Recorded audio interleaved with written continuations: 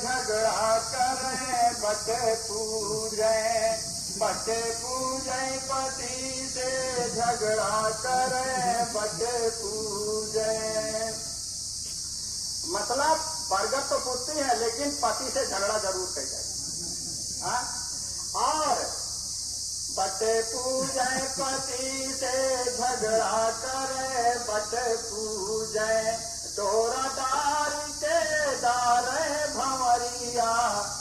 क्या भंवरी लगावत है साथ। एक तुम्हारा पति जौन है वो भी चेतन आत्मा, एक तो इसके तुम लगा लो साथ भावर, तो इसके साथ तुम्हारा गड़बड़ न मिल जाए। और आप एका लगावत हो तो बहुत जीवात्मा है, तो बहू के साथ तुम्हारी शादी हुई, और जब दूसरे के साथ शादी हुई तो क्या बात हुई? पतिव्रत धर्म से गिर जाना है कि नहीं? काल भगवान जीवों को इसी में तो फंसाए हैं। पतिव्रत धर्म गिरा कि नहीं? और 7 फेरा बहू के लगाए, 7 फेरा बहू के लगाए। तो अब गिरना हुआ कि नहीं हुआ? तो बटे पूजई पति से झगड़ा, पति में झगड़ा जरूर हुई। बटे पूजे पति से झगड़ा करे बटे पूजे, डोरा डारी के डारे भंवरिया। अघर माता ससुर भूखन मरे, बटे पूजे पति से झगड़ा करे बटे पूजे। बरगद पेड़ माँ खरबूजा चढ़ावे, चाहे खरबूजा चढ़ा चाहे फल चढ़ावे। खरबूजा रहा था उसके टाइम ना। बरगद पेड़ माँ खरबूजा चढ़ावे, घर मलरी का भूखन मरे। और माना कि अम्मा तनी के हमका दही से एक फाती बात कुछ नहीं रुक जाते। घर मलरी का भूखन मरे, बटे पूजे पति से झगड़ा करे बटे पूजे। बरगद पेड़ की आरती उतारे, अपने पति की न आरती उतारे। पति से करी है 16 श्रृंगार, पति बिन जीवन है बेकार।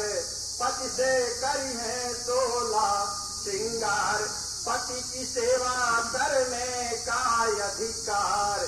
बटे पूजे पति से झगड़ा करे बटे पूजे। तो देखो धर्म नष्ट हो जाता है।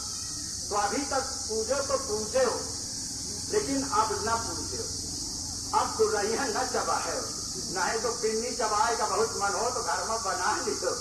और अगर तुम रोज रोज गुरु की पूजा, एक दिन दूसरे की पूजा, तो कैसे वो मालिक खुश होंगे?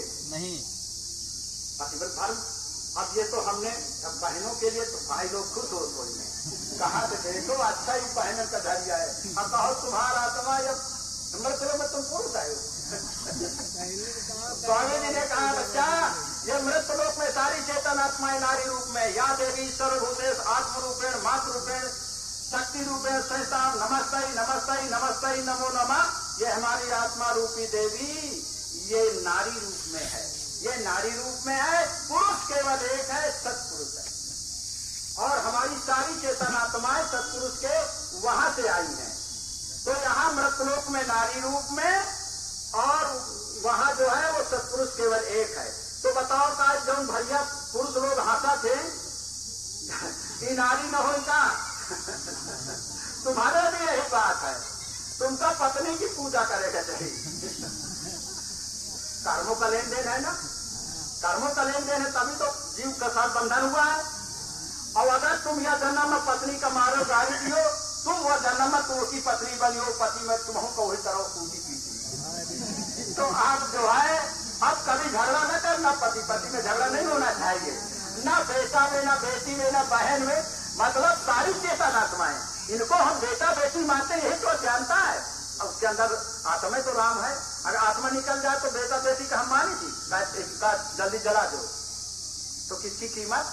यही आत्मा का ही सारा खेल है। शरीर धारण करके आत्मा राम बेटा के, दशरथ जी बेटा समझते राम को, और राम जब चिल्लात रहे हैं, हाँ राम राम कही राम कहे राम राम कही राम राम राम कहा तू बिल्कुल से अपन प्राण चाहते, लेकिन उन्हें कैसे मुंह नहीं किए, नहीं किए ना, काहे नहीं किए, कहा तो बताओ, हम कहे अपन ये बेटवा मान, अगर ये ब्रह्म मान ले, भगवान मान लेते तो पार हो जाते और सागर से, और इसी में फंसे हैं हम लोग, इसीलिए उनको मोक्ष मुक्ति नहीं मिली। और इसी तरह हम भी तो राम है कि नहीं?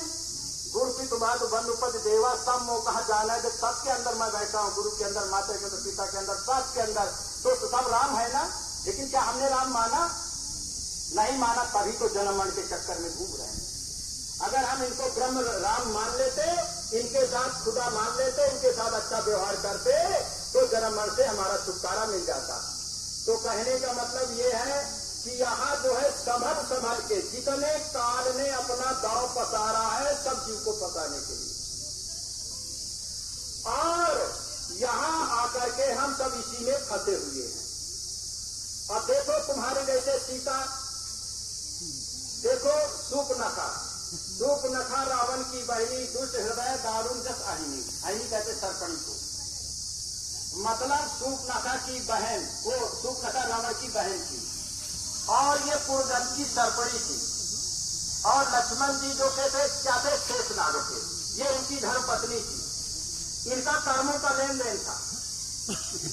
और जब लक्ष्मण जी, अब राम जी जब वनवास को चलने तैयार हुए, तो लक्ष्मण जी भी आए और मुंह लटका के खड़े, कहता तो कहा बच्चा काहे मुंह लटकाए, कहा तो भैया हम चले चलो, तो कहा कि अरे बच्चा जाओ, अच्छा अम्मा से पूछिए, अगर अम्मा के लग गए तो कहा नहीं बच्चा, अच्छा जाओ, तुम्हारे काज राम बन जाही, राम काज कछु दूसर नाही, तुम्हारे काम के बड़े जाते हुआ, कौन काम?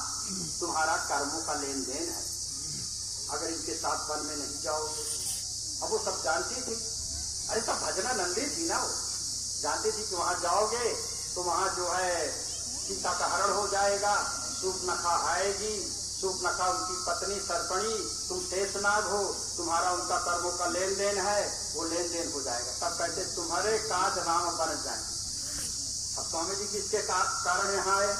हमारे तुमके सबके कारण, हम सबके काज के लिए आए कि नहीं है ना। जैसे वो राम वनवास को गए, किसके कारण?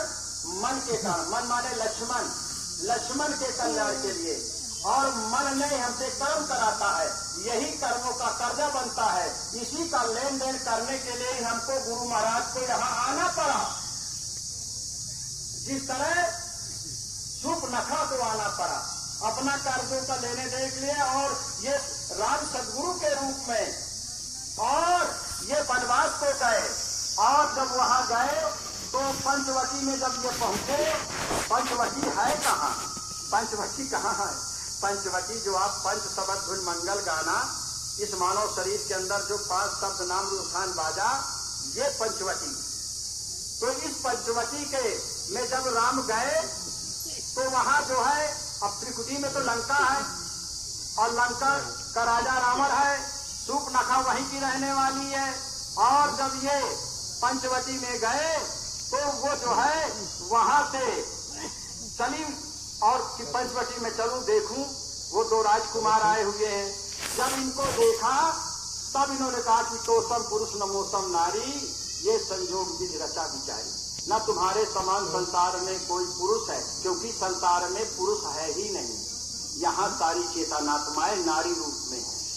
तो और तुम सत्पुरुष हो, तो तुम जैसा न कोई सत्पुरुष दूसरा नहीं है, तुम ही एक हो, और मुझ जैसी चेतनात्मा अद्वितीय अविनाशी, मुझ जैसा भी संसार में कोई नहीं है, इसलिए हमारी तुम्हारी जोड़ी। अच्छा बताओ, हम लोग भी तो ही करते हैं, हमारी आत्मा ये उस सदगुरु से शादी करने के लिए ही तो, शादी कब होगी? ये कर्मों का धन जब टूट जाएगा, ऐसे शादी तो होगी नहीं। हमारी आत्मा जो सीता है, जनक सीता जब जनक जानकी है, तो ये जानकी जो चेतन ये सीता है, और शब्द जो है सदगुरु राम है, और इन्हीं दोनों की शादी होना है। और ये धनुष के अधीन है कि धनुष जब तक टूटी ना तब तक जो है शादी हो ही नहीं। तो इसी तरह सूर्पनखा जो है आई कहा देखो हो पिलाया कि तुम जब वनवास में आए थे ऋषि मुनियों ने वो पूरा जो हड्डियों का समूह इकट्ठा था तो तुमने पूछा ऋषि मुनियों से कि ये ढेर किसके? कहा सब राक्षस ऋषि मुनियों को खा गए, उन्हीं के हड्डियों के ढेर हैं। तब उन्होंने हाथ उठाकर कहा था कि राक्षस हीन करूं मैं, मत पृथ्वी को राक्षसों से हीन कर दूंगा। मतलब ये भुजा उठाकर आपने प्रण किया था, सूर्पनखा याद दिलाया कि तुमने प्रण किया था ना कि राक्षसों को नाश मैं कर दूंगा। कहे हाँ, और कहे तुम? कहे देखो मेरा मैं बताती हूं ना कि हमारा आपका संजोग कहे अच्छा है। कहे जब मेरा पति कौन है? बिजली। बिजली बिजली मेरा पति है, विद्युत जीवा। बिजली माने करंट, करंट माने धारा। वो शब्द नाम जो ऊपर से आ रहा है, जो योग अगिन कर प्रगट कर कर्म शुभा शुभ लाए और बुद्धि सिरावे ज्ञान हित ममता मल जल जाए, ये कर्मों की गंदगी जो जलाने वाला वो बिजली करंट वो शब्द नाम कहा वो मेरी आत्मा का पति। सूर्पनखा कहती ये मेरी सोल है, मेरी आत्मा है, इसका पति वो शब्द नाम है। तो वो जो शब्द नाम है वो मेरी शादी तो उसके साथ मैं उसको बहुत चाहती थी, वो मुझे बहुत चाहते थे, बहुत बड़े विद्वान थे। तो मैंने एक बात कह दिया था कि मेरा भाई बड़ा विद्वान, अगर इसको हरा देंगे मेरे भाई को तुम तो मैं तुम्हारे साथ शादी कर लूंगी। तो कहा ठीक है भाई को बुलाओ। कहा नहीं वो आएगा नहीं, राजा है, आप चलिए, आपको शादी करना है तो चलिए। तो वो गए बेचारे और